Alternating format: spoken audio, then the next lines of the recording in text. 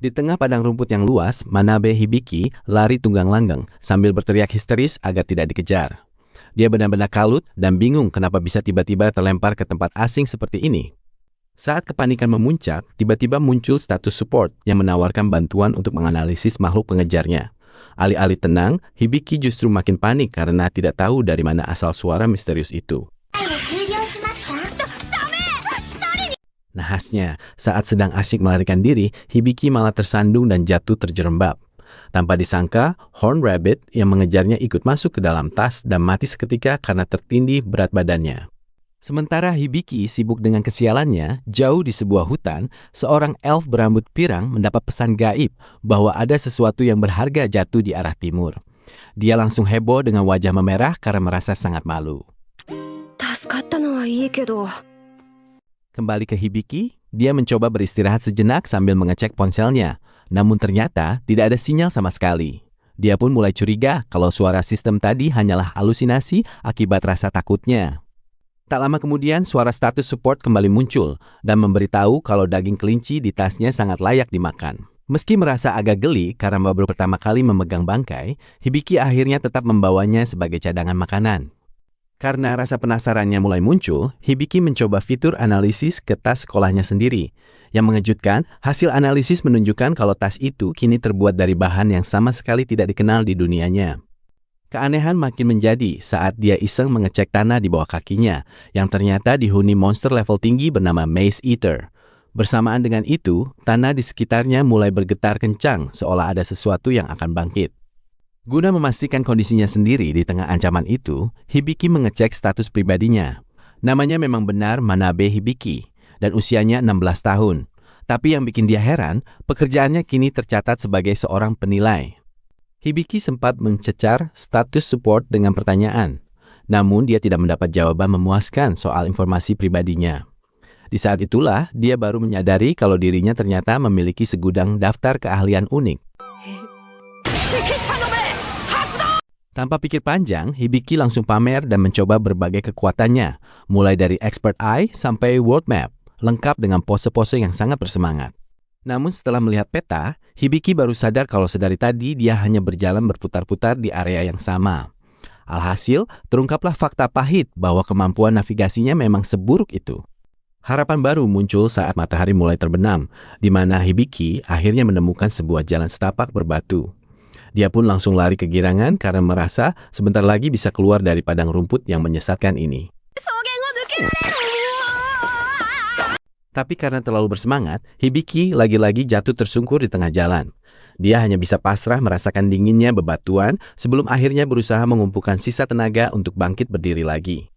Tepat saat Hibiki berdiri, sebuah jendela sistem tiba-tiba muncul di hadapannya.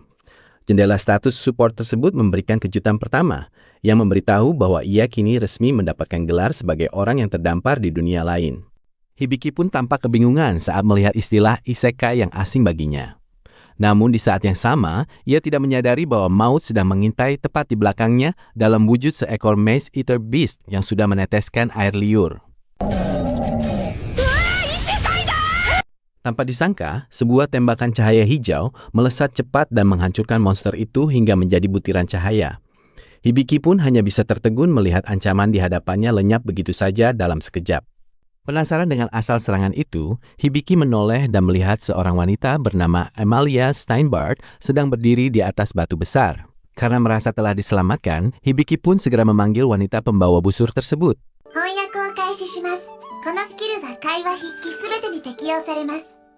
Begitu Emilia turun untuk menghampirinya, skill penerjemah otomatis tiba-tiba aktif. Hal ini membuat Hibiki bisa langsung membungkuk dan mengucapkan terima kasih karena nyawanya telah diselamatkan dari serangan monster tadi.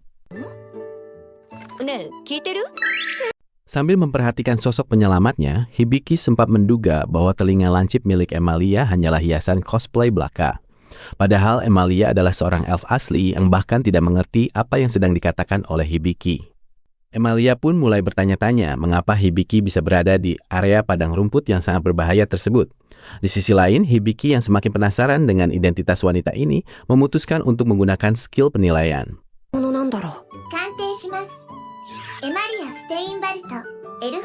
Alangkah terkejutnya Hibiki saat melihat informasi status Emilia muncul di jendela sistem. Meskipun wajahnya tampak masih sangat muda, ternyata usia Emilia yang sebenarnya sudah mencapai 56 tahun. Sambil mengobrol, Emilia menjelaskan bahwa padang rumput yang mereka lewati tadi sebenarnya adalah Maze Eater Beast yang sedang menyamar. Monster tersebut sengaja menjebak mangsanya hingga kelelahan sebelum akhirnya dimangsa hidup-hidup. Bahkan saat sedang dipeluk dengan hangat, Hibiki masih sempat bertanya mengenai perkiraan umurnya di mata Emilia. Ternyata Emilia mengira Hibiki masih berusia 10 tahun, padahal usia aslinya sudah menginjak 16 tahun.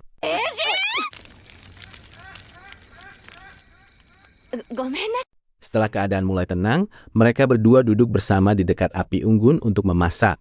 Emilia pun merasa sangat terbantu karena kelinci bertanduk pemberian Hibiki bisa menambah persediaan makanan mereka malam itu.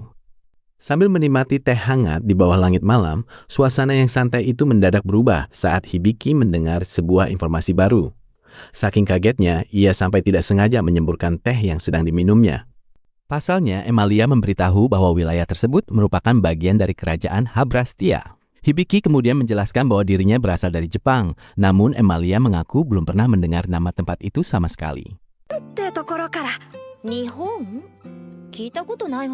Kenyataan tersebut membuat Hibiki semakin yakin bahwa ia kini memang benar-benar berada di dunia lain. Melihat Hibiki yang tampak linglung, Emilia yang baik hati pun berjanji untuk mengantarnya menuju ke kota terdekat. Ketika malam semakin larut, Emilia mulai memasang sihir alarm di sekitar tempat mereka beristirahat. Di dalam hatinya, ia merasa bahwa Hibiki adalah anak yang unik, meskipun terasa sedikit terlalu mudah percaya pada orang asing. Emilia kemudian teringat akan pesan dari roh mengenai sesuatu yang sangat berharga, dan ia yakin hal itu merujuk pada Hibiki. Sambil memejamkan matanya, ia pun bersyukur karena anak yang dianggapnya berharga itu masih bisa selamat sampai saat ini. Jauh sebelum terlempar ke dunia lain, Manabe Hibiki menjalani hari yang sangat normal dengan berkumpul bersama teman-temannya di sebuah kafe.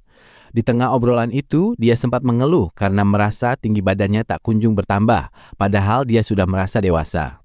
Mendengar keluhan itu, temannya yang bernama Taiki malah sengaja meledek Hibiki. Menurut Taiki, Hibiki justru sangat beruntung karena wajahnya yang imut itu selalu disukai oleh para wanita yang usianya jauh lebih dewasa. Namun masa sekolah yang tenang itu berakhir tepat di hari terakhir sebelum liburan. Saat hendak masuk ke ruang kelas, tiba-tiba muncul cahaya misterius yang sangat menyilaukan dan seketika membawanya pergi jauh ke tempat yang tak dikenal. Hibiki pun tersadar bahwa ini bukanlah sekedar mimpi saat dia benar-benar terbangun di bawah langit malam yang asing. Di tengah kebingungan itu, hal pertama yang terlintas di benaknya adalah rasa khawatir terhadap teman-temannya yang pasti merasa kehilangan.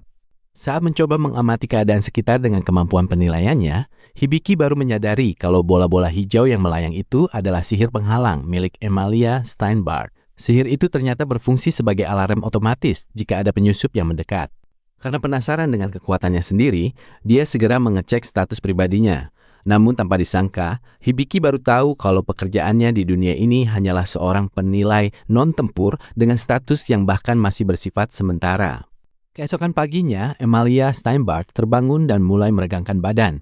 Dia mendadak merasa canggung setelah menyadari bahwa dia baru saja menghabiskan malam berdua dengan seorang remaja laki-laki yang baru saja dikenalnya. Manabe Hibiki mengembalikan kancing baju Emilia yang terlepas sambil berceletuk kalau ukuran dada Emilia ternyata besar sekali.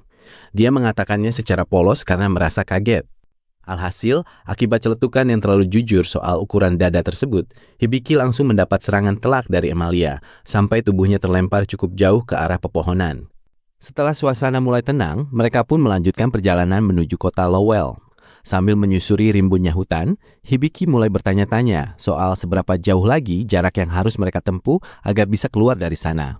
Manabe Hibiki menjelaskan soal skill peta dunia miliknya. Hal ini membuat Emilia kaget setengah mati karena itu termasuk skill langka dengan peringkat AAA. Hibiki sendiri menganggap kemampuan itu biasa saja karena kepolosannya. Padahal kenyataannya, keahlian untuk mendeteksi rute perjalanan dan posisi musuh secara akurat adalah sesuatu yang sangat langka dan sangat diincar di dunia ini. Karena Hibiki yang benar-benar tidak peka dengan kehebatannya sendiri, Emilia sampai merasa gemas. Dia pun terus mengejek Hibiki sebagai orang yang sama sekali tidak memiliki pengetahuan soal standar umum di dunia barunya tersebut. Suasana yang awalnya tenang mendadak canggung saat Emilia meminta maaf karena pernah mengejek Hibiki. Namun permintaan maaf itu langsung berubah menjadi syok luar biasa ketika Hibiki justru balik bertanya dengan polos apakah Emilia sebenarnya punya teman atau tidak. Melihat reaksi Emilia yang terpukul, Hibiki segera mencairkan suasana dengan berkata bahwa dialah teman Emilia sekarang. Kalimat sederhana ini rupanya menyentuh hati Emilia hingga membuat matanya berkaca-kaca karena terharu. Namun, momen emosional itu terhenti saat radar milik Hibiki mendeteksi keberadaan Crystal Horn Rabbit. Emilia yang menyadari keberadaan hewan langka tersebut langsung heboh, karena kelinci ini memiliki nilai yang jauh lebih tinggi dibanding kelinci tanduk biasa. Begitu tahu harga tanduknya bisa mencapai 200 keping emas, semangat Emilia langsung meledak. Tanpa pikir panjang, dia segera menyeret Hibiki masuk lebih dalam ke hutan untuk memulai perburuan harta karun mereka. Sambil mengintai dari balik semak, Hibiki menggunakan skill appraisal dan mendapati bahwa kelinci tersebut memiliki kemampuan khusus untuk melarikan diri. Emilia pun memperingatkan bahwa mereka harus mendekat dengan sangat waspada karena target mereka juga punya sensor pendeteksi keberadaan musuh. Guna melancarkan strategi penyergapan, Emilia merapalkan sihir unik yang mampu melenyapkan suara serta bau mereka berdua. Kemampuan praktis yang jarang ditemui ini pun sukses membuat Hibiki merasa kagum akan kehebatan sihir milik rekannya tersebut. Tak mau kalah dalam memuji, Emilia balik menyanjung skill peta dunia milik Hibiki yang sangat akurat dalam menentukan posisi lawan. Menurutnya, kemampuan navigasi seperti itu pasti akan membuat parti petualang manapun berebut untuk merekrut Hibiki ke dalam tim. Terhanyut dalam obrolan, Emilia memberanikan diri menawarkan Hibiki untuk membentuk parti tetap dengannya secara malu-malu. Sayangnya, karena Hibiki tidak mendengar tawaran itu dengan jelas, Emilia malah berakhir salah tingkah dan berusaha menutupi rasa malunya. Gagal mendapatkan jawaban yang diinginkan, Emilia kini bertekad menunjukkan kehebatannya dalam berburu agar Hibiki terkesan dan memujinya.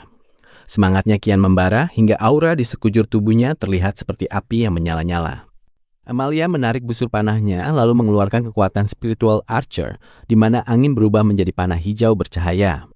Sayangnya, serangan penuh tenaga itu meleset jauh karena si kelinci mampu berteleportasi dengan sangat cepat. Emilia yang baru saja ingin tampil keren pun langsung lemas dan merasa putus asa karena serangan andalannya gagal total.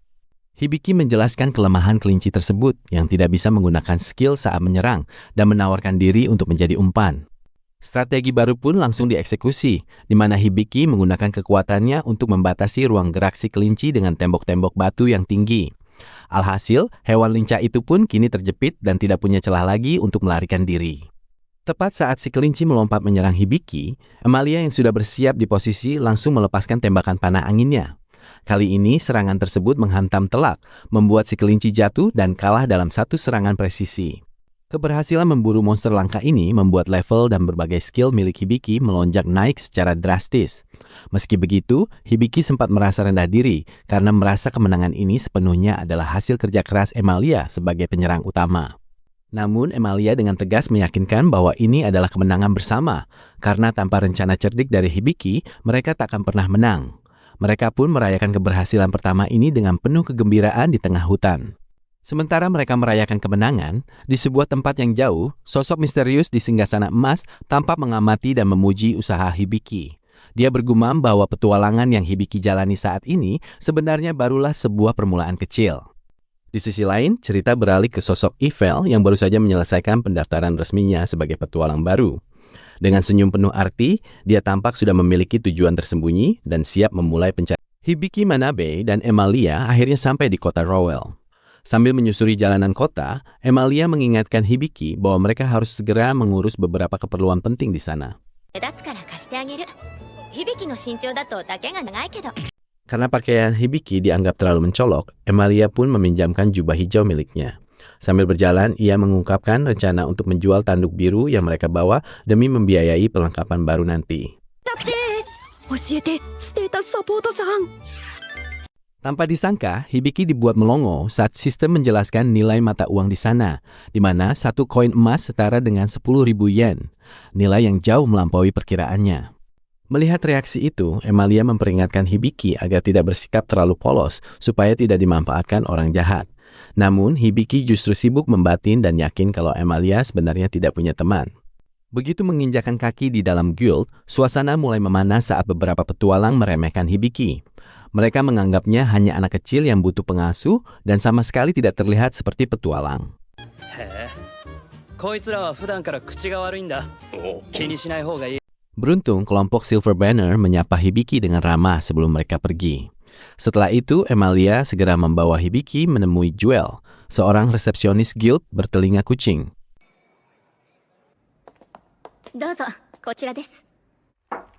Mereka berdua kemudian dibawa ke sebuah ruangan khusus untuk menemui Bals Deliard. Disinilah Hibiki langsung terpukau saat melihat tubuh Bals yang sangat berotot dan tampak begitu perkasa. Bals yang merasa dihargai pun memamerkan ototnya dengan penuh semangat hingga pakaiannya robek. Yang anehnya justru membuat Hibiki ikut antusias melihat dedikasi fisik sedemikian rupa.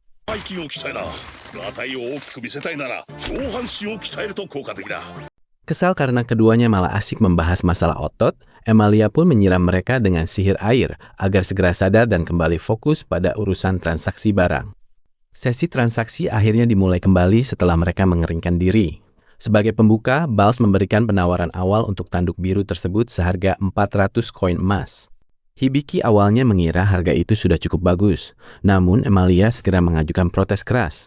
Ia menuntut harga yang lebih tinggi mengingat ukuran tanduk yang mereka bawa memang sangat luar biasa.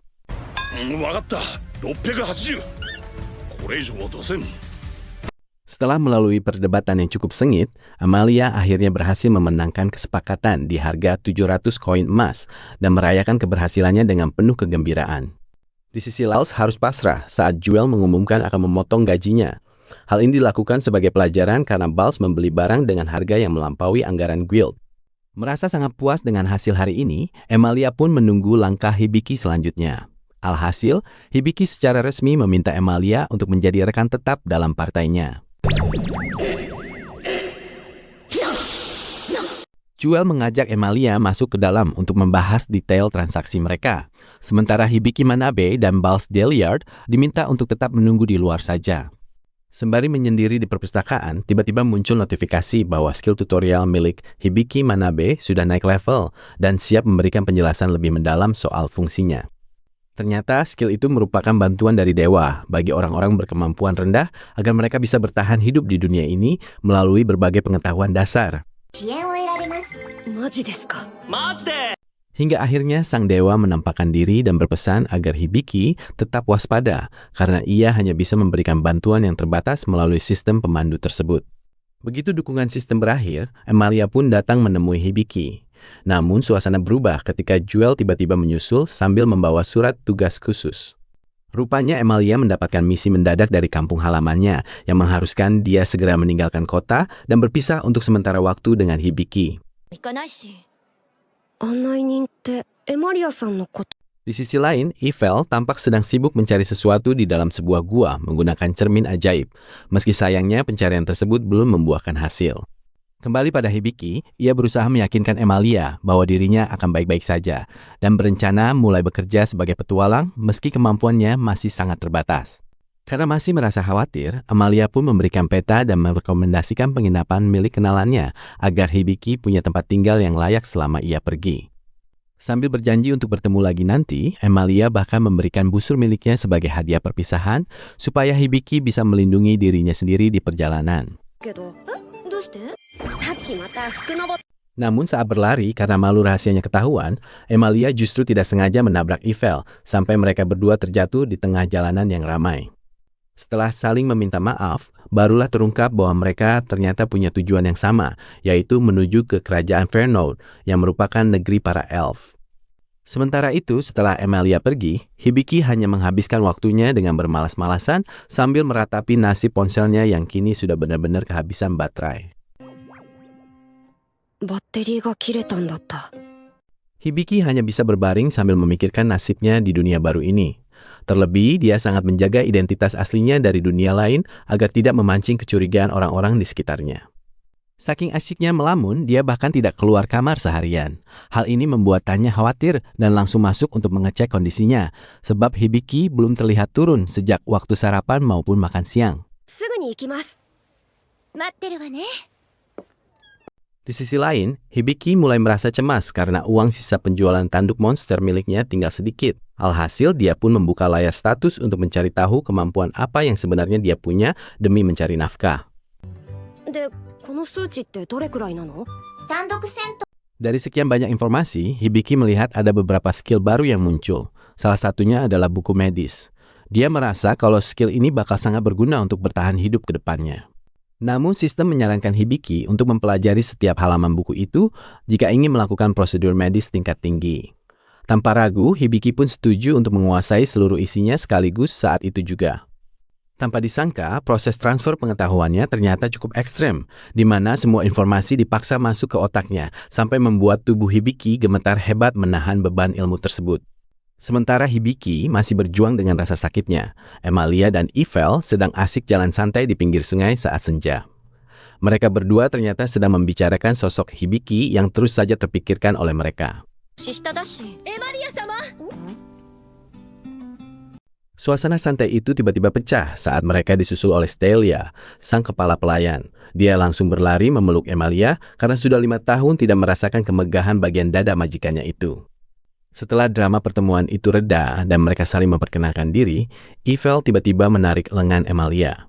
Dia pun dengan percaya diri mengklaim kalau sekarang mereka berdua sudah resmi menjadi teman satu kelompok atau party. Beberapa hari kemudian, Hibiki akhirnya berhasil menyelesaikan belajarnya. Dia terlihat sangat lelah sekaligus lega setelah harus melalui proses panjang demi menguasai seluruh isi buku medis tadi. Kini dengan setelan petualang yang baru, Hibiki mulai berjalan-jalan keliling kota sambil mengobrol dengan asisten sistemnya soal sulitnya mengumpulkan skill baru di dunia ini. Karena merasa nama panggilan asistennya terlalu panjang, Hibiki pun meminta izin untuk memberikan sebutan baru yang terasa lebih akrab di telinga, yaitu Sapo-chan. Namun ketenangan mereka seketika terganggu saat melihat rombongan petualang yang pernah Hibiki temui datang ke guild dalam kondisi darurat sambil membawa rekan mereka yang terluka parah.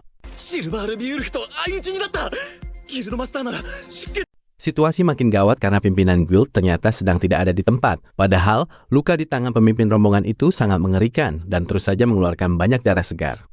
Melihat kondisi yang sudah sangat kritis, Hibiki akhirnya memberanikan diri untuk menawarkan bantuan, meskipun dia tahu kalau profesi resminya di dunia ini hanyalah seorang penilai barang.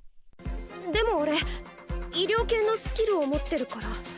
Begitu Hibiki mengaktifkan pemeriksaan medis, barulah terungkap fakta mengerikan bahwa di dalam tubuh pemimpin rombongan itu sudah menyebar racun Diarith dari tanaman liar yang sangat berbahaya. Waktu yang tersisa kini tinggal 5 menit saja. Hibiki harus bergerak cepat melakukan pemulihan total, termasuk menjalankan tugas mustahil untuk menumbuhkan kembali bagian lengan yang sudah hilang tersebut.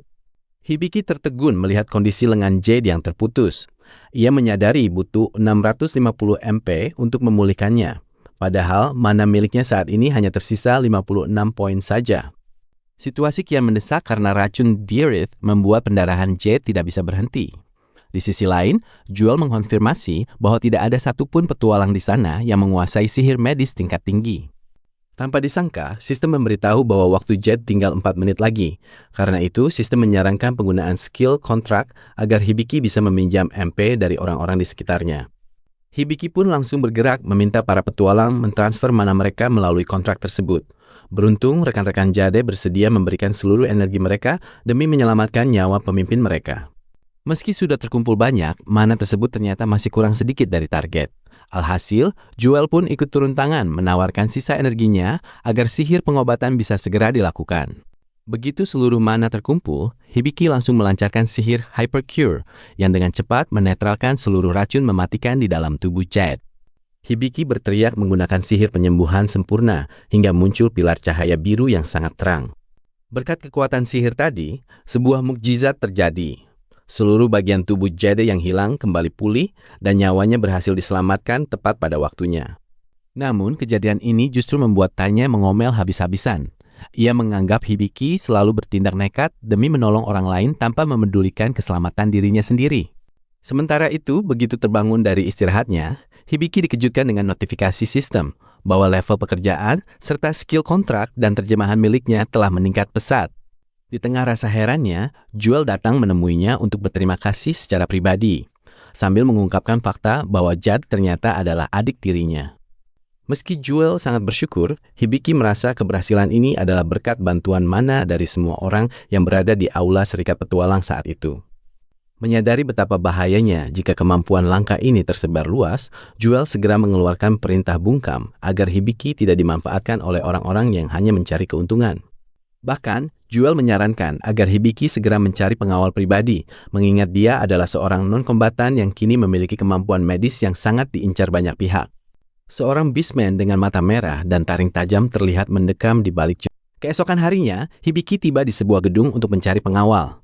Namun, sesampainya di dalam, ia justru disambut oleh pemilik perusahaan bernama Debbie yang memiliki penampilan cukup unik. Sambil memperkenalkan diri, Debbie menyambut kedatangan Hibiki dengan sangat formal sebagai pimpinan dari Debbie Company. Tanpa disangka, Debbie tampak terkejut dan mulai mengendus ke arah Hibiki karena mencium aroma keberuntungan yang sangat kuat dari pemuda itu. お風呂はちゃんと入ってますよ。 Di sisi lain, Debbie menawarkan barisan pengawal berotot yang sedang pamer kekuatan di depannya.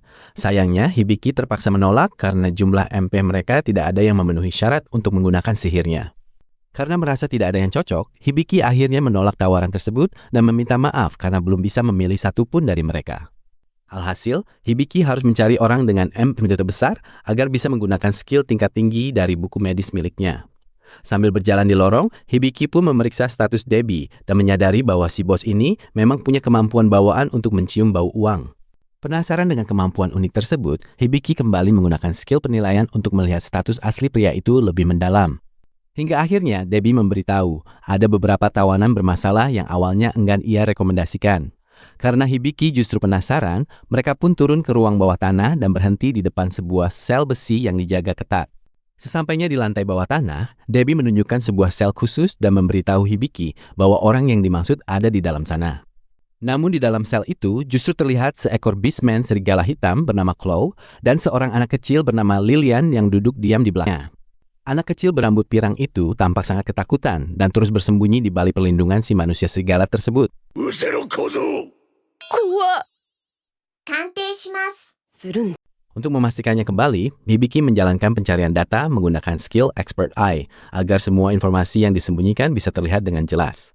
Setelah diperiksa ulang, Claude yang tadinya terlihat biasa saja ternyata adalah seorang hero level 95 yang tengah menderita karena terkena kutukan rantai abadi.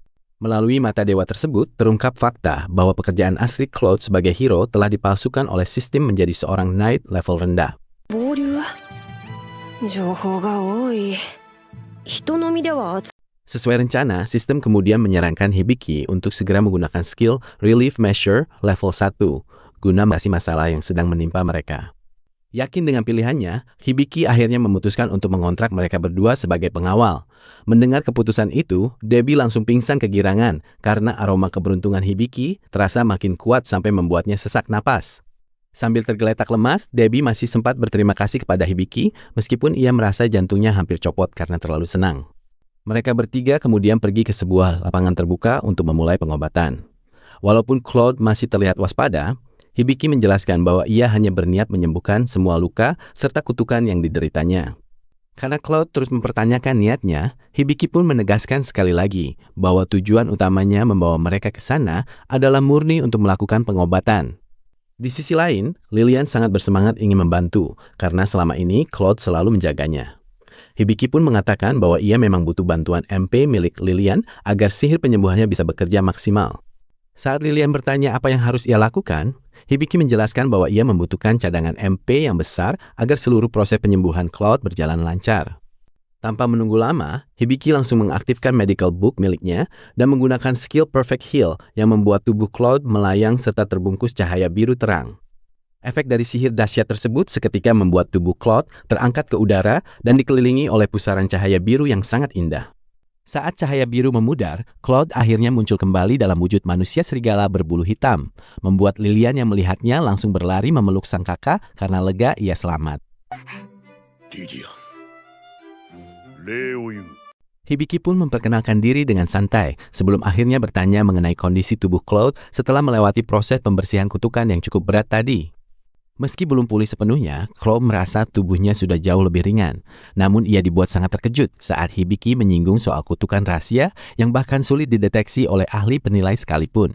Keheranan Claude makin memuncak karena Hibiki tahu identitasnya sebagai seorang pahlawan.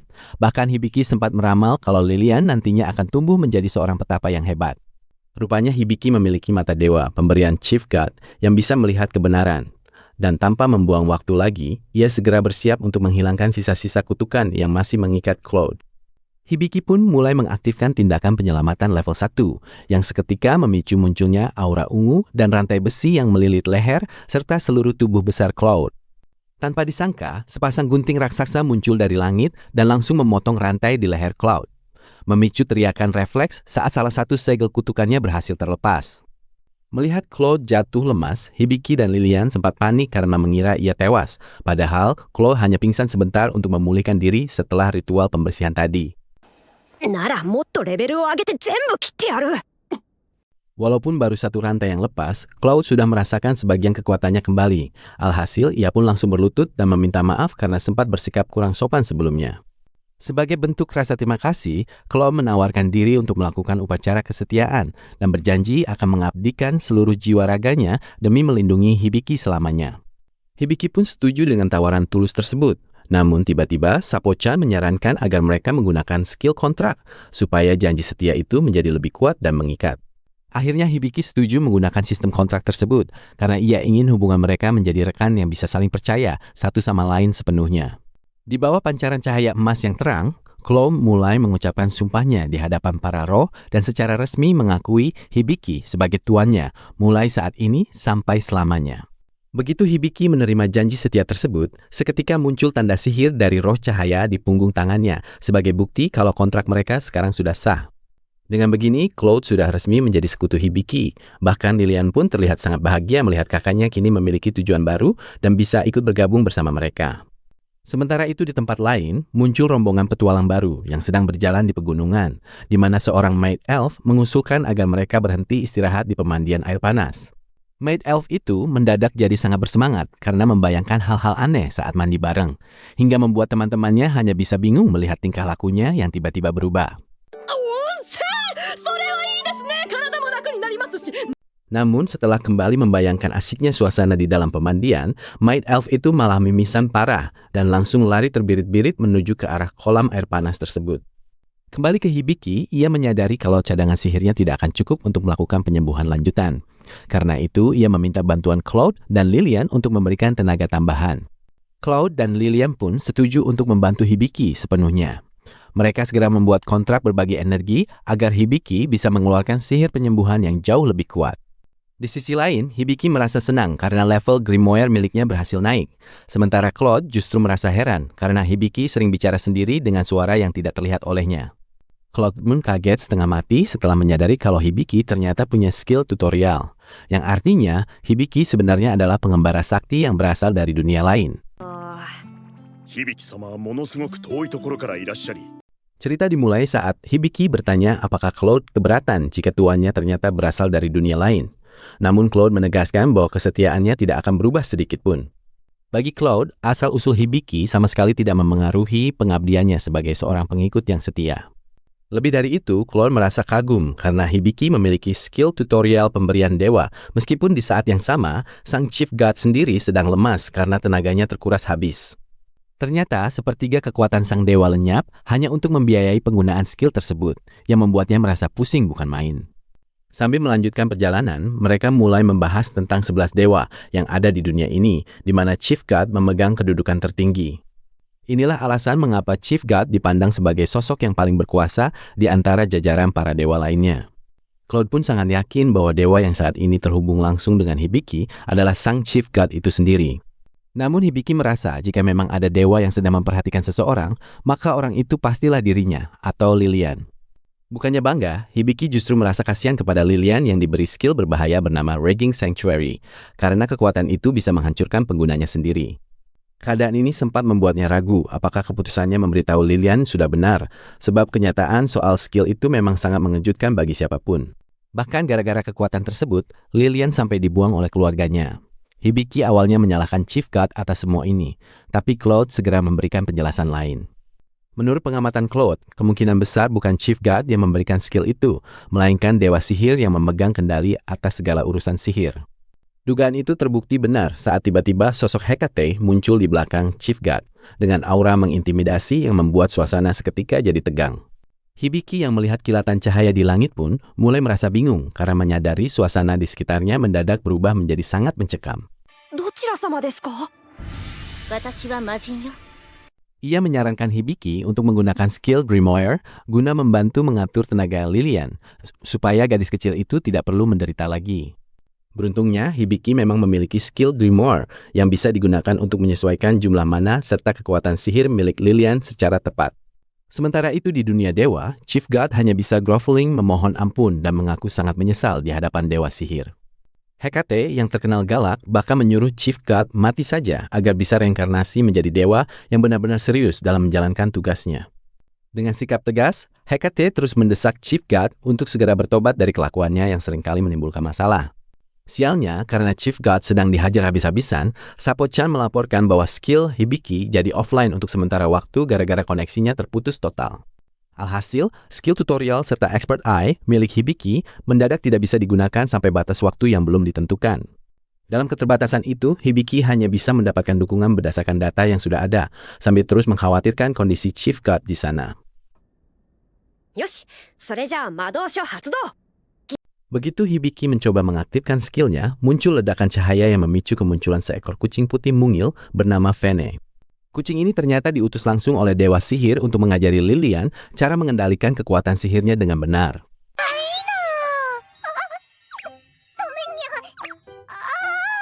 Lilian tampak sangat asyik memanjakan Fene, meskipun kucing mungil itu sempat meminta agar Lilian tidak terlalu berlebihan saat memegangnya.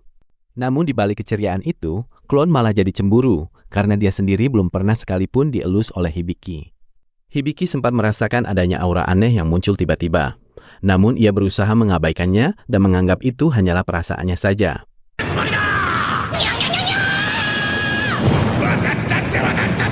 Di sisi lain, cerita berpindah ke sebuah pemandian air panas di mana Emilia sedang bersantai bersama teman-temannya untuk melepas lelah. Sambil merendam tubuh, mereka sangat menikmati air hangat di sana dan mengagumi pemandangan sekitar yang terlihat begitu indah. Di tengah suasana santai itu, Emilia menawarkan diri untuk membantu menggosok punggung Aver, walau awalnya tawaran tersebut sempat ditolak. Untungnya, Aver luluh dan setuju untuk saling menggosok punggung. Sebuah momen yang menandakan bahwa mereka sekarang sudah resmi menjadi teman dekat. Aver sempat menggoda dengan berkata bahwa kegiatan mandi bersama saja tidak otomatis membuat mereka menjadi sahabat. Tentu saja itu hanya candaan, karena Aver justru ingin membalas kebaikan Emilia dengan menawarkan bantuan yang sama. Momen ini pun ditutup dengan senyuman ramah Aver yang menegaskan bahwa mereka berdua ternyata senjata pilihan Claude adalah sebuah tombak, bukan pedang seperti yang dibayangkan Hibiki selama ini. Claude merasa tombak jauh lebih praktis karena sangat mendukung ukuran tubuhnya yang besar. Bukan cuma soal senjata, dia juga memilih pelindung tubuh seminimal mungkin agar gerakannya tetap lincah saat menghindar. Apalagi kalau bajunya terlalu tebal, Claude malah khawatir dia bakal cepat kegerahan saat bertarung. Tanpa disangka, saat mereka mampir ke sebuah toko, Lilian menemukan jubah baru yang terlihat sangat cantik. Namun, Hibiki dan Lilian mendadak syok saat tahu kalau harga jubah tersebut mencapai 25 koin emas. Melihat harga semahal itu, Claude sempat terkejut, tapi dia justru bersemangat menjabat tangan pemilik toko karena menganggapnya sangat murah. Sementara itu, Hibiki hanya bisa berkeringat dingin membayangkan isi dompetnya. Lilian yang merasa tidak enak berniat membatalkan pilihannya. Namun, Hibiki langsung menegaskan kalau keselamatan Lilian jauh lebih berharga daripada urusan uang. Kebaikan hati Hibiki ini bahkan sampai membuat pemilik toko terkesan dan memujinya. Alhasil, Hibiki sekalian menyuruh Lilian memilih tongkat sihir, meski sebenarnya dia mulai pusing memikirkan sisa uang mereka yang makin menipis. Lilian sangat tersentuh dan akhirnya memberanikan diri memanggil Hibiki dengan sebutan Oni-chan. Suasana pun jadi lebih hangat saat mereka tertawa bersama setelah melepaskan sebutan formal yang selama ini terasa kaku. Di sisi lain, Fene yang tidak mau kalah langsung merengek minta dibelikan sesuatu juga. Dia memilih sebuah kalung biru mahal yang tanpa ampun membuat sisa uang di dompet Hibiki terkuras habis. Begitu latihan dimulai, Fene menjelaskan kalau Hibiki dan Lilian sebenarnya masih sangat awam soal dasar-dasar petualang. Karena itu, mereka diwajibkan belajar mengendalikan sihir dari nol agar tidak menjadi ancaman bagi diri sendiri. Hibiki yang sudah antusias membayangkan jurus sihir keren malah harus menerima kenyataan pahit. Sebab menurut Fene, Hibiki mungkin hanya cocok mempelajari sihir tingkat rendah untuk keperluan rumah tangga saja. Walaupun sempat kecewa karena tidak bisa memakai sihir serangan, mereka berdua tetap patuh. Akhirnya, mereka resmi memanggil Fene sebagai guru demi memulai pelatihan sihir yang sesungguhnya. Sebelum mulai, Fene harus mendaftarkan Hibiki sebagai penanggung jawab sihir Lilian lewat cara yang cukup unik. Dia tiba-tiba menggigit jari Hibiki dengan sangat keras, sampai cowok itu berteriak kesakitan. Setelah urusan administrasi selesai, Fene membatasi kekuatan sihir Lilian demi keamanan. Sekarang giliran Hibiki yang masuk ke tahap krusial, yaitu mempelajari sirkulasi energi agar bisa mengendalikan sihir dengan benar. Sesuai instruksi, Claude bersiap menyalurkan energinya langsung ke dalam tubuh Hibiki. Padahal sebelumnya, Fene sudah memberi peringatan keras kalau tubuh Hibiki belum punya ketahanan sihir yang cukup kuat untuk menerima energi besar. Begitu Claude mulai menyalurkan sihirnya, energi yang keluar justru meledak di luar kendali. Tanpa ampun, ledakan dahsyat itu terjadi tepat di tangan mereka, hingga membuat Hibiki berteriak kencang karena tidak kuat menahan kekuatannya. Tepat setelah ledakan energi tadi, Hibiki tiba-tiba terlempar ke sebuah ruang gelap yang sangat sunyi. Di tengah kebingungannya karena tidak bisa merasakan apa-apa, sebuah cahaya putih mendadak muncul dan memanggilnya untuk mendekat. Namun begitu melangkah menuju cahaya itu, Hibiki justru terkejut karena mendapati sosok Anastasia sedang duduk di pinggir danau. Suasananya terasa begitu tenang, lengkap dengan tarian kunang-kunang di bawah cahaya bulan yang indah. Pertanyaan itu membuat Hibiki semakin terguncang saat menyadari bahwa dirinya kini telah berubah menjadi Claude. Ternyata tanpa sengaja dia sedang menyaksikan potongan kenangan masa lalu yang sangat pribadi antara Claude dan Anastasia. Melalui ingatan yang mengalir ini, Hibiki bisa merasakan betapa dekatnya hubungan mereka yang selalu bersama sejak kecil. Bahkan bagi Claude, Anastasia adalah sosok elf paling cantik yang pernah ia temui sepanjang hidupnya. Sayangnya, memori indah itu tiba-tiba berubah menjadi horor yang penuh darah dan tangisan. Hibiki bahkan bisa merasakan kesedihan mendalam yang dirasakan Claude saat melihat Anastasia tewas mengenaskan akibat serangan panah di malam berdarah itu. Visi yang terlalu nyata itu akhirnya membuat Hibiki terbangun dari pingsannya sambil berteriak histeris. Ia sempat linglung dan mempertanyakan identitasnya sendiri karena kesadarannya baru saja tenggelam terlalu jauh ke dalam ingatan Claude. Sapo pun menjelaskan bahwa semua ini adalah dampak dari aliran sihir Claude yang terlalu besar. Setelah tenang, rasa penasaran Hibiki justru muncul, dan ia mulai bertanya apakah ada rahasia atau kejadian memalukan Claude yang sempat terekam dalam ingatan tadi. Berusaha mengalihkan pikiran dari kejadian tadi, Hibiki akhirnya mulai fokus berlatih sihir rumah tangga. Ia pun harus rela mengerjakan berbagai tugas harian sambil terus memicu energi sihirnya demi menarik perhatian para roh. Alhasil, Hibiki pun jadi sangat semangat mengerjakan semuanya sendirian agar para roh mau mengajarinya.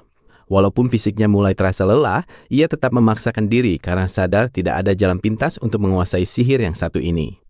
Namun saat sedang asik bersih-bersih, Claude tiba-tiba datang untuk memanggilnya makan malam, tapi malah terpleset hingga menumpahkan air.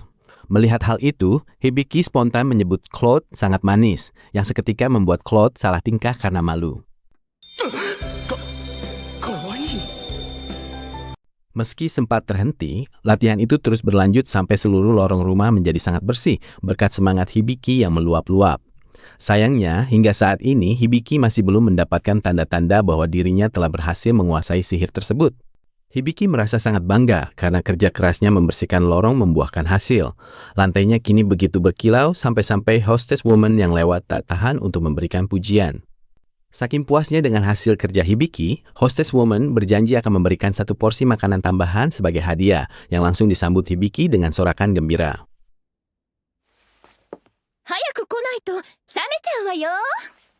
Sayangnya, karena terlalu bersemangat ingin segera makan, Hibiki ceroboh dan tidak sengaja menumpahkan ember air, membuat Claude panik melihat lantai yang baru saja bersih kini basah kembali. Di sisi lain, saat Lilian mulai berlatih sihir di lapangan terbuka, ia menunjukkan kemajuan pesat dengan berhasil menciptakan bola energi biru yang cukup stabil di tangannya. Melihat kemajuan Lilian, Claude merasa Hibiki juga butuh latihan fisik yang nyata. Namun, bukannya memberikan pedang, Claude justru menyerahkan sebuah busur panah besar untuk ia gunakan. Ternyata menggunakan busur tersebut jauh lebih berat dari bayangan. Tangan Hibiki sampai gemetar hebat hingga semua anak panahnya jatuh berserakan sebelum sempat mengenai target. Hibiki akhirnya tumbang kelelahan dengan telapak tangan yang lecet. Bukannya membiarkannya istirahat, Claude malah menyuruhnya menggunakan sihir penyembuh agar bisa segera lanjut latihan lagi. Hibiki terus melepaskan anak panah dari kejauhan, sementara Lillian dan White Cat memperhatikan dari belakang.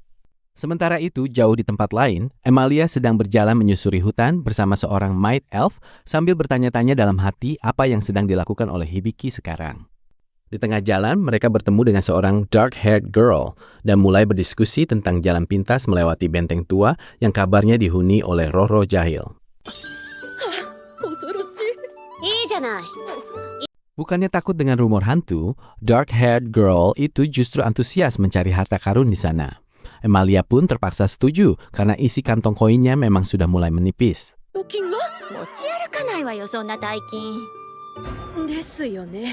Walau sempat ragu dengan keamanan jalan tersebut, Emalia merasa mereka akan baik-baik saja selama tetap bersama. Dan mereka pun mulai melangkah masuk ke dalam hutan yang gelap. Kembali ke permahan, Hibiki mulai sibuk menyiapkan makan malam di atas api unggun. Tak lama kemudian, Lillian datang menghampiri dengan semangat ingin ikut membantu. Lillian dengan telaten membantu meracik bumbu hingga ikut mencicipi sup buatan Hibiki yang ternyata memiliki cita rasa sangat lezat bagi mereka berdua. Menu makan malam kali ini terasa sangat spesial, lengkap dengan sate kelinci bertanduk dan sup jamur sayur yang aromanya benar-benar menggugah selera. Lillian dan Claude makan dengan sangat lahap sampai minta tambah berkali-kali. Namun suasana santai itu mendadak berubah saat Hibiki menyadari ada sesuatu yang janggal. Hibiki mulai menginterogasi soal kebersihan jamur dan apel yang ternyata belum dikupas, membuat Claude langsung berkeringat dingin karena merasa tertangkap basah tidak teliti dalam bekerja. Sambil membuang muka karena malu, Claude akhirnya mengaku kalau memasak memang bukan keahliannya, sementara Hibiki hanya bisa menatapnya dengan perasaan pasrah. Lillian yang terkejut melihat tumpukan apel hasil potongan Claude yang sangat berantakan. Alhasil, sang pahlawan serigala itu hanya bisa tertunduk malu sambil berkeringat dingin karena ketahuan tidak mahir urusan dapur. Meski payah memotong buah, Claude mencoba mengalihkan pembicaraan saat Hibiki bertanya soal membedah monster. Dengan penuh percaya diri, Claude langsung membusungkan dada dan mengaku bahwa dia adalah pakar dalam urusan tersebut. Namun, Hibiki justru mengejek kemampuan memasak Claude yang dianggapnya tetap saja buruk. Tak mau kalah, Claude membela diri dengan alasan bahwa semua kecerobohannya itu terjadi akibat kutukan yang sedang menimpanya. Mendengar janji Claude yang ingin jadi lebih berguna saat kutukannya hilang nanti, Hibiki hanya bisa tersenyum pasrah. Sementara itu, White Cat yang berada di sana justru berkomentar sinis bahwa hal tersebut tidak akan pernah terjadi. Saking penasarannya dengan asal-usul nasib malang itu, Hibiki sempat bertanya siapa sebenarnya yang telah mengutuk Claude. Sayangnya, Claude sendiri ternyata tidak tahu siapa dalang di balik perubahannya. Beberapa saat kemudian, suasana berubah melankolis saat Hibiki merenung di pinggir sungai karena ingin segera pulang. Namun, lamunannya terpecah saat Sapo-chan memberi laporan bahwa dia baru saja menguasai kemampuan baru bernama Bubble Wash. Kegembiraan atas skill baru itu mendadak terhenti saat Sapo-chan memberi peringatan melalui peta digital. Tanpa disangka, seekor monster rushing boar sedang berlari kencang menuju ke arah mereka dengan sangat agresif. Inilah saatnya Claude membuktikan ucapan White Cat bahwa dirinya adalah seorang pahlawan. Tanpa membuang waktu, Claude langsung merjang maju dan menggunakan teknik mastery skill untuk menghabisi babi hutan itu dalam sekali serang. Lillian dan Hibiki dibuat sangat kagum melihat kekuatan tersebut. Namun mereka tidak boleh santai terlalu lama. Mereka harus segera mengurus bangkai monster itu agar bau darahnya tidak memancing pemangsa lain untuk datang mendekat. Mengandalkan sihir airnya, Lillian pun merapalkan odor isolation agar bau amis babi itu menghilang seketika. Setelah area dirasa aman, Claude lantas mengajak Hibiki untuk belajar cara membedah monster, mumpung ada bahan percobaan. Alih-alih belajar dengan tenang, Hibiki justru merinding ketakutan saat melihat Claude memegang pisau besar dengan mata menyala. Dia merasa antusiasme Claude saat itu lebih mirip seperti upaya balas dendam atas ejekannya tadi. Sementara Hibiki sedang berurusan dengan pisau, di tempat lain Emalia bersama Might Elf dan seorang gadis berambut hitam sedang menjelajahi bangunan tua. Mereka tampak sedang menyisir sisa reruntuhan di atas tebing demi mencari harta karun. Amalia memang sangat senang saat berhasil menemukan tumpukan emas, tapi suasana di sana berubah jadi aneh. Di tengah kepulan kabut ungu, si Maid Elf malah bertingkah genit dan mulai memeluk Amalia dengan sangat erat. Melihat kelakuan rekannya yang kumat, gadis berambut hitam itu langsung merasa risih. Tanpa ragu, dia menggunakan kartu sihirnya untuk meledakkan seluruh area bangunan agar roh-roh gelisah yang mengganggu pikiran mereka segera menghilang. Kembali ke sisi Hibiki, urusan membedah monster ternyata sudah selesai. Bukannya beristirahat, Hibiki malah terpikir ingin mencoba kemampuan sihir Bubble Wash miliknya langsung ke tubuh Cloud saat itu juga. Cloud dan Lillian merasa rencana itu terdengar seperti eksperimen pada manusia yang berbahaya. Namun, Hibiki tetap memaksa melakukannya sambil menggulung lengan baju demi memastikan seberapa efektif kekuatan barunya tersebut. Siapa sangka, biasa, Cloud tidak hanya menjadi bersih mengkilap, tetapi rasa lelah di tubuhnya juga hilang seketika, hingga membuatnya tertawa puas karena merasa jauh lebih segar. Hibiki baru tersadar kalau isi dompetnya mulai menipis, gara-gara mereka terlalu banyak berbelanja barang-barang mahal sejak tiba di kota. Melihat kondisi keuangan yang mulai kritis tersebut, Tamari akhirnya menyarankan agar mereka segera mengambil pekerjaan di guild demi mendapatkan uang tambahan. Namun tepat setelah mereka resmi terdaftar sebagai sebuah party, Hibiki langsung dibuat melongo melihat tumpukan kertas misi yang jumlahnya benar-benar tidak masuk akal. Cloud pun lantas menjelaskan bahwa misi peringkat rendah memang harus diambil dalam jumlah banyak sekaligus agar mereka bisa mengumpulkan uang dengan lebih cepat. Di sela-sela tumpukan itu, mereka sempat melihat misi penangkapan pencuri dengan petunjuk ekor berbulu. Meski saat itu Hibiki merasa misi tersebut tidak ada hubungannya dengan mereka. Petualangan pun dimulai dengan latihan berburu di hutan, di mana Hibiki mencoba memanah seekor kelinci dari kejauhan dengan tingkat konsentrasi yang tinggi. Setelah sempat beberapa kali meleset, Hibiki akhirnya berhasil mengenai sasarannya, hingga membuat Cloud memberikan nilai yang cukup memuaskan bagi seorang pemula. Sementara Hibiki sibuk berlatih, Mila dan Tamari datang membawakan buah Mekikachika, yang ternyata punya fungsi unik sebagai penanda jalan saat seseorang tersesat. Saking senangnya menemukan buah tersebut, Mila bahkan sampai berteriak dengan penuh semangat. Namun di tengah waktu istirahatnya, Hibiki tiba-tiba teringat dengan teman-temannya di dunia asal dan mulai merenungkan cara agar ia bisa segera pulang ke sana. Di sisi lain, Eiffel yang sedang berkemah tampak masih memendam kekesalan karena hingga saat ini ia belum menemukan petunjuk apapun mengenai jiwa wanita yang dicarinya. Bahkan ketika seorang Emalia memberinya jimat perjalanan sebagai tanda persahabatan, Eiffel hanya menerimanya sambil berpura-pura menjadi teman baik di hadapan gadis itu. Kembali ke kota, Hibiki langsung menyerahkan hasil buruan mereka yang sangat banyak. Namun hal itu justru membuat resepsionis berambut pink merasa ada yang tidak beres. Tanpa ragu, Hibiki pun langsung membantah kecurigaan si resepsionis yang sempat mengira bahwa mereka membeli hasil buruan tersebut dari orang lain. Masalah di guild baru saja selesai, tapi tiba-tiba mereka bertemu dengan Balz Aniki yang baru pulang dari ibu kota dan langsung berniat memaksa Hibiki untuk ikut latihan otot. Tanpa diduga, Cloud yang merasa dirinya adalah ksatria pelindung langsung pasang badan dan menolak tegas siapapun yang ingin ikut campur dalam melatih fisik Hibiki. Namun, Balz Aniki tetap bersikeras ingin membawa Hibiki naik ke tangga kedewasaan, sebuah ajakan mendadak yang tentu saja membuat Hibiki kaget bukan main. Alih-alih meredam suasana, Balz Aniki malah terlibat perdebatan sengit soal otot dengan Cloud, sampai akhirnya mereka saling adu mulut mengenai teknik latihan yang paling benar. Karena tensi yang makin panas, duel fisik pun tak terelakkan lagi, di mana Balz Aniki sampai merobek bajunya sendiri demi meladeni serangan tombak Cloud dengan sepasang pedang peraknya. Pertarungan mereka berdua menjadi semakin liar di tengah kota, membuat Hibiki hanya bisa terpaku melihat kekacauan yang bikin warga sekitar lari ketakutan. Melihat Cloud mulai terdesak, Mila berinisiatif mengecek status Balz Aniki menggunakan kartu penilaian untuk mencari tahu seberapa kuat lawan mereka sebenarnya.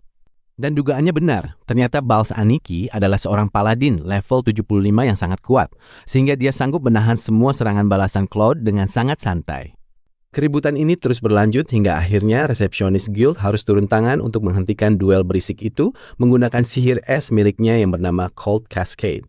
Namun, tepat saat Cloud dan Balz Aniki kalah telak di dalam kawah, tiba-tiba resepsionis guild berteriak histeris karena menyadari dompetnya baru saja dicopet. Sialnya, saat diperiksa, ternyata tas milik Hibiki juga ikut hilang tanpa jejak, yang seketika membuat dia dan Mila menangis meratapi nasib malang mereka. Berdasarkan ciri-cirinya, resepsionis guild menduga ini adalah ulah pencuri yang belakangan ini viral karena sering mengincar orang kaya dengan cara yang aneh. Demi memancing si pelaku, Tamari punya ide nekat dengan menyuruh Hibiki menyamar sebagai gadis cantik sebagai umpan agar si pencuri segera mau mendekat. Meskipun merasa malu karena dandanannya sangat totalitas, Hibiki tetap menjalankan rencana tersebut sambil berpura-pura memesan pancake di sebuah kafe terbuka. Aksi penyamaran dimulai dengan sengaja meletakkan tas di atas meja, sementara Claude bersembunyi di kegelapan untuk memantau situasi di sekitar mereka. Tanpa disangka, saat pancake baru saja dihidangkan, Claude tiba-tiba berteriak kencang bahwa pelayan kafe itu sebenarnya adalah pencuri yang mereka cari. Benar saja, dompet Hibiki langsung raib seketika saat pencuri berambut rubah itu kabur dengan sangat cepat sambil menertawakan rencana jebakan mereka yang dianggap remeh. Untungnya Hibiki sudah menyiapkan trik jejak kaki bercahaya sebagai langkah antisipasi, sehingga mereka bisa mengikuti kemanapun pencuri itu lari dengan lebih mudah. Pengejaran itu akhirnya menuntun mereka ke sebuah ruangan bawah tanah yang tersembunyi, di mana terdapat segerombolan pria yang sedang asik bermain kartu di sana.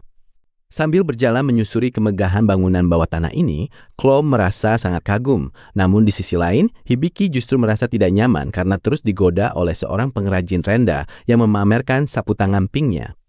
Hibiki berusaha menolak godaan itu dengan sopan. Namun situasi malah berbalik mencekam saat seorang pria berparut mengancamnya hingga membuat Hibiki refleks meringkuk ketakutan karena hampir terkena pukulan.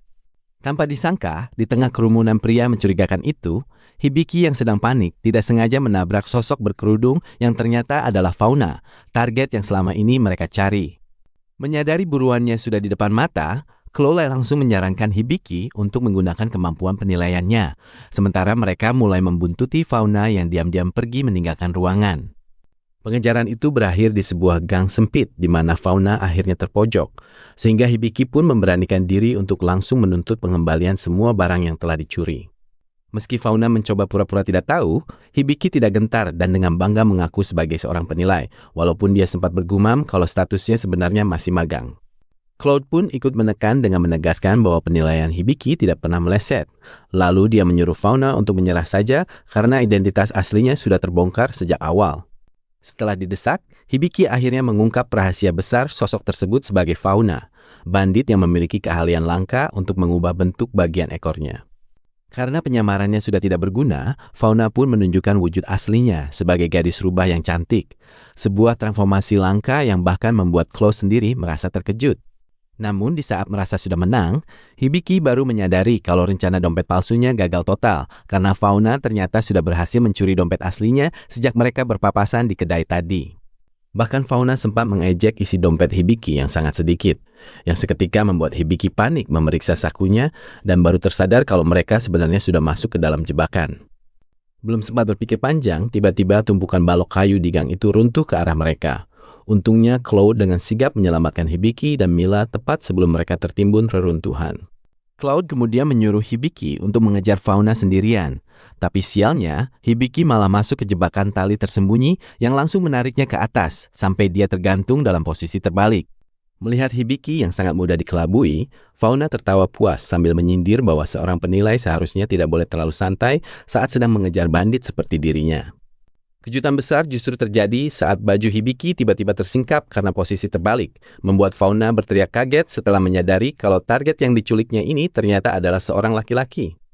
Meski sempat bingung dengan alasan Hibiki menyamar jadi perempuan, Fauna merasa ini adalah hal yang menarik dan terus menertawakan Hibiki yang masih kesulitan untuk turun dari jeratan tali tersebut. Pada akhirnya Fauna setuju untuk membantu Hibiki turun, asalkan Hibiki mau menuruti satu syarat, yaitu melakukan penilaian terhadap beberapa barang berharga miliknya.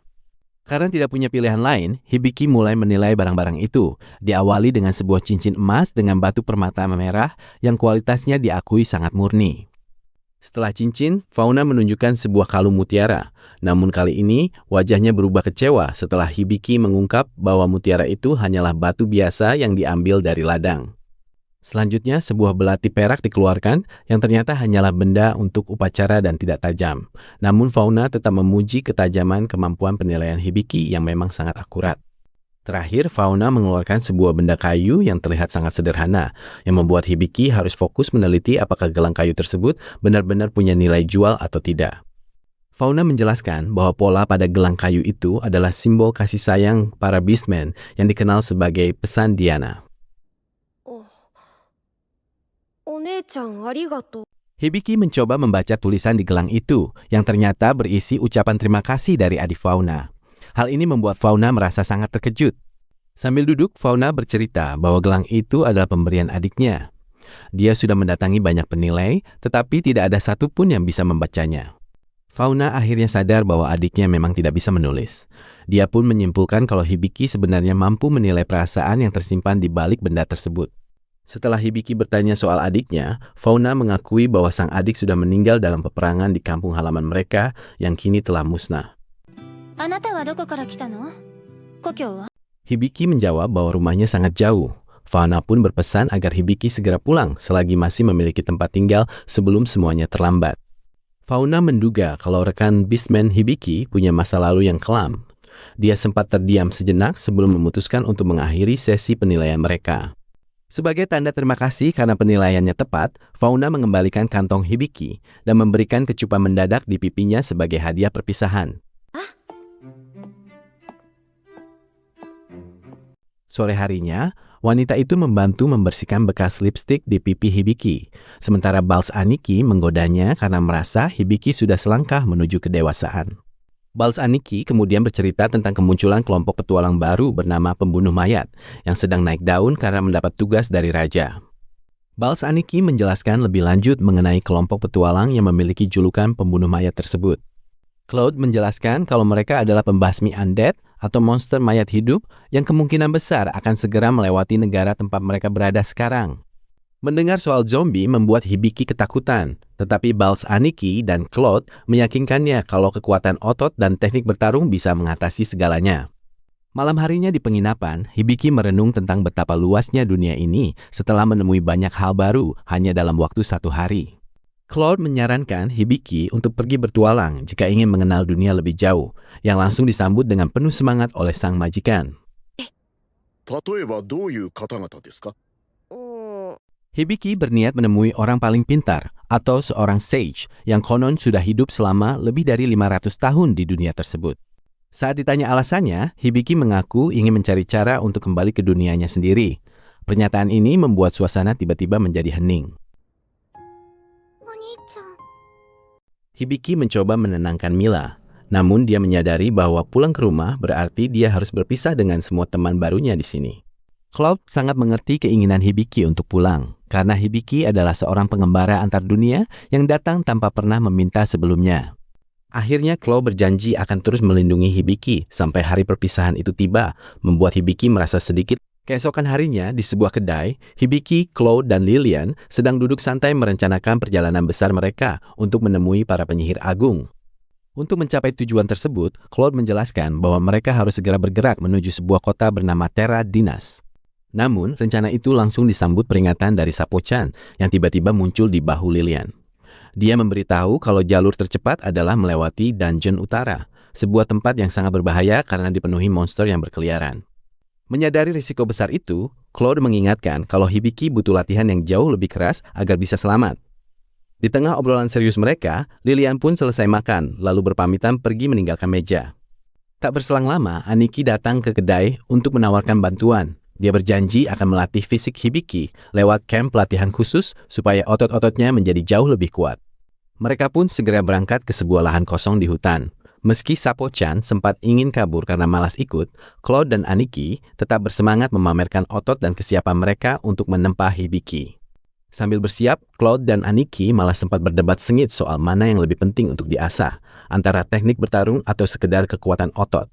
Melihat kedua mentornya berdebat, Hibiki justru merasa semakin termotivasi. Dia mengepalkan tangan dan berjanji akan berusaha memberikan yang terbaik selama latihan berlangsung. Latihan berat pun akhirnya dimulai. Hibiki dipaksa melakukan sit-up sambil memegang batu besar, menyaksikan Aniki menghancurkan kenari dengan tangan kosong, hingga memancing batu yang membuat Sapo-chan pusing. Sementara Hibiki berjuang keras, Lilian dan Sapo-chan memperhatikan dari kejauhan. Meski sang kakak terlihat sangat kesulitan mengikuti arahan, Lilian tetap memuji kerja keras Hibiki yang terus berusaha tanpa menyerah. Bagi Sapo-chan, Hibiki tetaplah tuannya yang hebat, terlepas dari apapun yang terjadi. Tidak lama kemudian, Tanya datang menghampiri mereka sambil membawakan keranjang berisi makanan. Latihan kemudian berlanjut ke sesi memanah yang cukup menantang. Sayangnya, akurasi Hibiki masih sangat buruk dan semua anak panahnya meleset jauh dari sasaran yang ada di pohon. Walau bidikannya terus meleset, Claude tidak membiarkan Hibiki patah arang. Dia terus memberikan pujian dan menyemangati Hibiki agar tetap fokus pada bidikan selanjutnya. Setelah mencoba berkali-kali namun tetap meleset, Hibiki akhirnya ambruk kelelahan di atas rumput. Di balik rasa lelahnya, dia merasa fisiknya mungkin sudah menjadi sedikit lebih kuat setelah latihan berat tadi. Karena merasa sudah ada kemajuan, Hibiki meminta Sapo-chan untuk menunjukkan status kekuatannya. Namun, dia justru dibuat terkejut saat melihat hasilnya. Jewel muncul secara mendadak dan langsung membekukan kaki kedua pria itu demi meredam keributan. Setelah urusan latihan selesai, mereka semua memutuskan untuk pergi bersantai di pemandian air panas terbuka. Sambil berendam, Tanya tiba-tiba menawarkan diri untuk menggosok punggung Hibiki. Tawaran itu membuat wajah Hibiki merah padam karena malu, dan dia pun segera menolaknya dengan panik. Suasana berubah menjadi lebih tenang saat Claude mulai bercerita. Dia mengaku kalau dahulu pernah tinggal di ibu kota kerajaan Bistronia sebelum akhirnya tempat tinggalnya itu hancur berantakan. Sayangnya, kehancuran dahsyat itu membuat Claude harus kehilangan rekan-rekannya dan meninggalkan masa lalu yang cukup menyedihkan. Bagi Claude, hal terpenting sekarang adalah bisa terus mendampingi Hibiki dalam perjalanannya. Waktu pun berlalu hingga malam tiba dan mereka semua berkumpul untuk beristirahat di sekitar api unggun. Tanya dan Jewel sengaja pergi sebentar agar Lilian bisa mengobrol berdua dengan Hibiki. Di bawah temaram api unggun, Lilian akhirnya mengaku kalau sebenarnya dia merasa sedih jika suatu saat nanti harus berpisah dengan kakaknya. Sambil menahan tangis, Lilian mengungkapkan betapa dia sangat menyayangi kakaknya dan merasa tidak rela jika mereka harus hidup berjauhan. Sambil menangis sesenggukan, Lilian merasa kalau keinginannya itu mungkin terdengar egois. Hibiki pun mencoba menenangkannya dengan mengelus kepala sang adik agar Lilian merasa lebih baik. Sebagai bentuk dukungan nyata, Lilian memberikan cangkir kayu berisi ramuan spesial. Dia bilang ramuan itu dibuat khusus untuk menghilangkan rasa lelah dan dia belajar meraciknya langsung dari Tanya. Lilian sangat ingin mendukung perjuangan kakaknya dengan cara apapun, sehingga dia merasa sangat senang saat Hibiki mau meminum ramuan buatannya tersebut. Hibiki memuji ramuan buatan Lilian yang ternyata rasanya sangat enak, sebuah pengakuan yang seketika membuat Lilian merasa kerja kerasnya selama ini tidak sia-sia. Mendengar pujian tulus itu, Lilian pun hanya bisa tersenyum lebar dan mengangguk senang karena merasa dirinya benar-benar dihargai oleh Hibiki. Di sisi lain, jauh dari ketenangan itu, seorang gadis tampak sedang asik berendam air panas demi menikmati satu-satunya hal menyenangkan saat ia berada di rumah. Namun ketenangan itu tidak bertahan lama, lantaran ia mulai merasa kesal karena belum bisa bertemu ayahnya, padahal ada urusan mendesak yang harus segera diselesaikan. Kekesalannya semakin memuncak ketika tiba-tiba seorang pelayan mengetuk pintu kamar mandi dan memanggilnya dengan suara yang terdengar sangat cemas. Ternyata di luar pintu, kepala pelayan dan staf lainnya sudah tidak sabar ingin melihat nona muda kesayangan mereka tersebut, hingga suasana menjadi gaduh. Gadis itu pun menyahut dengan nada kesal dari dalam kamar mandi, sementara para pelayan justru terus mendesaknya tanpa henti dari luar. Kesabaran gadis itu akhirnya habis dan menyuruh mereka semua diam. Namun suasana mendadak berubah ketika sebuah gaun pesta tiba-tiba datang diantarkan untuknya. Ia sempat bingung kenapa diberi gaun secara mendadak, sampai akhirnya pelayan menjelaskan kalau raja sedang mengadakan pesta besar yang wajib ia hadiri nanti. Mendengar hal itu, ia pun berteriak marah sambil mengumpat tindakan ayahnya yang dianggap sangat merepotkan dan mengganggu waktunya. Sementara itu kembali ke hutan, seorang gadis misterius tampak sedang menunggu kedatangan kelompok Hibiki yang sedang menjalankan misi memburu serigala rubi perak. Saat mendekati lokasi, Hibiki mulai menyadari ada sesuatu yang aneh karena peta dunianya sama sekali tidak menunjukkan keberadaan apapun di area yang seharusnya menjadi sarang monster.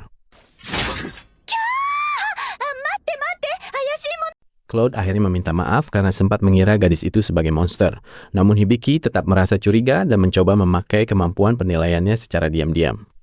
Tanpa disangka, gadis itu menunjukkan ekspresi curiga balik karena merasa sedang diperhatikan dengan cara yang tidak biasa oleh Hibiki. Bukannya menjauh, gadis itu malah asyik memegang baju zirah Claude sambil bergumam tentang lukanya yang seharusnya sudah terpotong permanen semalam. Setelah mengaku hanya sebagai petualang peringkat A, gadis itu memberitahu lokasi serigala tersebut sebelum akhirnya berpamitan pergi meninggalkan kelompok Hibiki. Sesaat setelah gadis itu menghilang, tiba-tiba peta milik Hibiki memunculkan satu titik merah yang menandakan kalau target buruan mereka memang ada di sana. Sesuai dugaan yang terlambat, Cloud sangat terkejut melihat kawanan serigala ruby perak yang ternyata sudah mengepung mereka dari segala arah. Melihat kejadian itu, Lilian seketika berteriak panik karena kondisi Hibiki yang terluka sangat parah akibat serangan mendadak monster tersebut. Dari atas pohon, gadis misterius tadi akhirnya menunjukkan wajah aslinya yang licik, di mana ia memang sengaja menjebak mereka agar menjadi. Sambil menangis, Lilian terus berusaha menghentikan pendarahan pada tubuh Hibiki, meskipun rasa takut yang luar biasa mulai menyelimuti hatinya. Karena situasi semakin genting, Cloud akhirnya memerintahkan Lilian untuk segera membawa Hibiki pergi menemui Bals di kota demi menyelamatkan nyawanya. Lilian pun memanggil Earth Golem berbentuk singa untuk mengangkut Hibiki, meninggalkan Cloud yang kini bersiap menghadapi maut demi melindungi teman-temannya. Tanpa rasa ragu, Cloud segera memasang posisi siap bertempur untuk menahan kawanan serigala agar tidak mengejar rekan-rekannya yang sedang melarikan diri. Anehnya, kawanan serigala itu ternyata hanya mengincar Cloud saja, di mana terlihat sebuah bayangan wanita misterius di dalam pantulan mata sang serigala raksasa. Di bawah naungan bulan merah yang mencekam, seorang wanita misterius terlihat berdiri tegak. Cloud yang menatapnya dari kejauhan merasa tidak asing dengan sosok tersebut. Namun di sisi lain, ketegangan sedang memuncak. Hibiki dan Lilian yang berusaha kabur menggunakan golem singa terus dikejar habis-habisan oleh kawanan serigala perak yang sangat lincah. Terdesak, mereka akhirnya masuk ke dalam gua untuk bersembunyi. Lilian pun segera bersiapkan sihirnya demi menutup jalan masuk dari kejaran musuh yang kian mendekat. Tanpa membuang waktu, Lilian langsung merapalkan sihir Earth Wall untuk menciptakan dinding pelindung yang kokoh tepat di depan pintu gua. Sialnya, dinding itu tidak cukup untuk menghentikan mereka. Serigala-serigala tersebut mulai menyerang menggunakan akar tanaman gaib yang perlahan menembus celah-celah pertahanan buatan Lilian. Sementara itu, kondisi Hibiki justru makin kritis akibat racun yang menjalar. Di ambang batasnya, dia berusaha tetap tenang dan mulai mengaktifkan sistem bantuan medis untuk mencari cara pengobatan. Di saat Lilian berjuang mati-matian mempertahankan perisai anginnya dan Hibiki hampir kehilangan kesadaran, tiba-tiba muncul notifikasi bahwa level skill miliknya naik secara drastis. Kesempatan itu langsung diambil. Hibiki segera menggunakan skill Hyper Cure yang seketika menetralkan seluruh racun mematikan dari dalam tubuhnya. Begitu pulih, Hibiki mengikuti saran sistem untuk melakukan pemanggilan hewan suci melalui kekuatan Fene, sosok yang selama ini hanya dia kenal sebagai kucing kecil biasa. Dari pilar cahaya yang muncul, keluarlah sosok kucing raksasa bernama Fene yang mengungkap identitas aslinya sebagai hewan suci penguasa petir. Kekuatannya tak terbendung, hingga akhirnya Fene melepaskan serangan pamungkas, Judge N, yang langsung menghancurkan seluruh musuh di hadapannya tanpa sisa. Setelah ancaman hilang, Fene pun kembali ke wujud kucing mungilnya karena durasi kekuatan dahsyat tersebut memang hanya bertahan singkat. Masalah di gua selesai, namun Hibiki sadar kalau Cloud kini sedang dalam bahaya besar. Dia dan Lilian memutuskan untuk segera kembali demi menolong teman mereka itu. Sambil bersiap, Hibiki mengaktifkan skill langka Medicine God Staff untuk memulihkan stamina mereka berdua hingga benar-benar bugar kembali. Tanpa disangka, tiba-tiba sebatang tunas tumbuh dan bertransformasi menjadi busur legendaris Cutly Bow, senjata khusus milik Hibiki dengan kekuatan yang luar biasa. Saat Hibiki mencoba menarik tali busurnya, sebilah panah cahaya melesat hebat menembus langit hingga membuat Lilian dan Fene merasa takjub. Berbekal senjata baru ini, Hibiki jadi makin percaya diri untuk bertarung. Mereka pun langsung bergegas menuju lokasi tempat Cloud berada. Seluruh kejadian ini rupanya terus dipantau oleh para dewa. Mereka mulai melihat potensi besar dalam diri Hibiki, tergantung bagaimana cara dia memanfaatkan semua berkah barunya tersebut.